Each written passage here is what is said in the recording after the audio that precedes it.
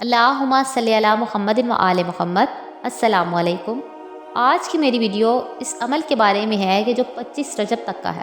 یہ عمل ہمارے 7ویں امام علیہ السلام کا ہے کہ جو باب الحوائج بھی ہیں، اور خاندان اہل بیت کے 3 باب الحوائج ہیں۔ ایک مولا غازی عباس علمدار علیہ السلام، اور دوسرے باب الحوائج شہزادہ علی اصغر علیہ السلام، اور تیسرے اور آخری باب الحوائج ہمارے 7ویں امام موسی کاظم علیہ السلام ہیں۔ ویسے تو سب امام ہی باب الحوائج ہیں، لیکن باب الحوائج ان تینوں کا لقب ہے۔ مولا اب تمام مومن و مومنات کو بھی ساری زیارات سے مشرف فرمائیں۔ الہی آمین بحق محمد و آل محمد۔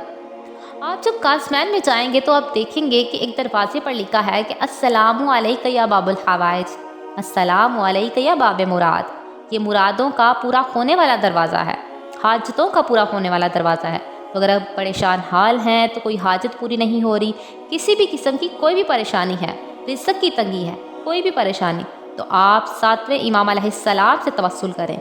7ویں امام علیہ السلام سے توسل کرنے کا طریقہ یہ ہے کہ آپ 7 یا 5 پھل لیں، ان پر 7ویں امام علیہ السلام کی نیاز پڑھیں، 5 مرتبہ صلوات پڑھیں، 1 مرتبہ سورہ حمد، 3 مرتبہ سورہ فلق، 1 مرتبہ سورہ کوثر، اس لیے کہ ہر امام سورہ کوثر کی تفسیر بن کر دنیا میں ظاہر ہوئے۔ یہ عمل کر کے اپنے 7ویں امام علیہ السلام کو ہدیہ کریں۔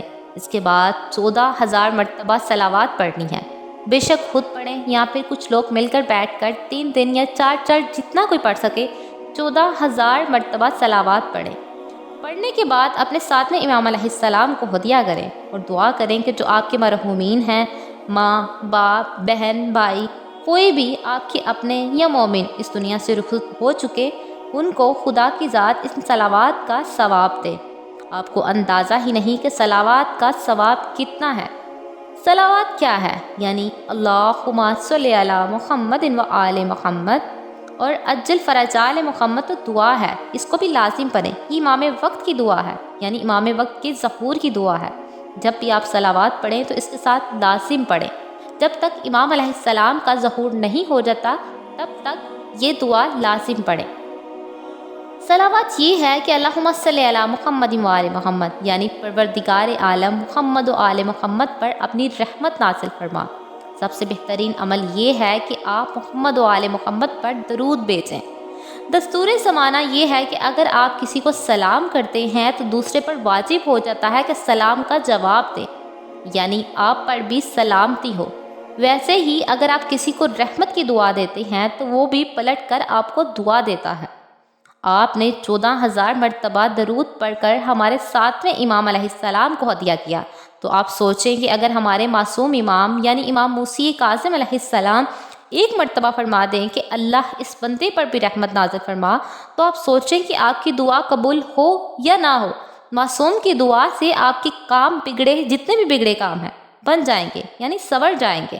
میری خواہش ہے کہ رجب کے مہینے میں یہ عمل ضائع نہ ہونے دینا، کیونکہ یہ بہترین مہینہ ہے۔ اس مہینے میں اپنے گناہوں کو بخشوا لیں۔ مولا علیہ السلام آپ کو شاد و آباد رکھے۔ مجھ حقیر کو بھی اپنی دعاؤں میں لازم یاد رکھے گا۔ یہ عمل خود بھی کریں اور دوسروں سے بھی شیئر کریں، کیونکہ اچھی بات بتانا صدقہ جاریہ ہے۔ اس طرح کی مزید ویڈیوز کو دیکھنے کے لیے میرے چینل کو سبسکرائب کرنا نہ بھولیے گا۔ جزاک اللہ خیر۔